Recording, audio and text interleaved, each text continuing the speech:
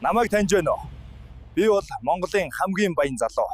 Би бол Шонхор хотын тэргүүн баян байна. Чи энэ хотын хамгийн баян залуу гэж өөрийгөө зарласан байна. Үнэн үү? Тийм ээ, тэр мэдээж үлэн штэ. Чи ер нь яаж баяжсан залуу вэ? Ойлгомжтой штэ. Уул уурхаа, тендер гэдэг зөндөөл юм байна штэ. Залуу хүн байж төрөөс хулгай хийж баяжхаасаа санаа зовхгүй байна уу?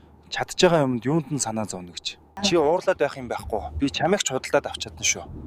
Чиний мөнгө чи хүрхгүй байна тийм ээ. Харах уу? Чи юу авмаар вэ? Шууд хэл. Тэгээд амаа хамхиж яв. Чиний баян гэж юу байх вэ? Аавын чи хулгай мөнгө. Энэ улсад чинь хэн чадж байгааг нь амьдэрдэг юм. Энэ улс та нар шиг юмнуудын дотор сөгдөхгүй.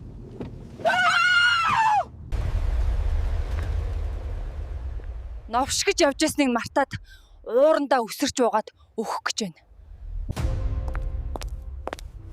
За яах вэ? Баян баян гэдэг байгаа чамайг чинь байранд чинь тавина би. Муу банди.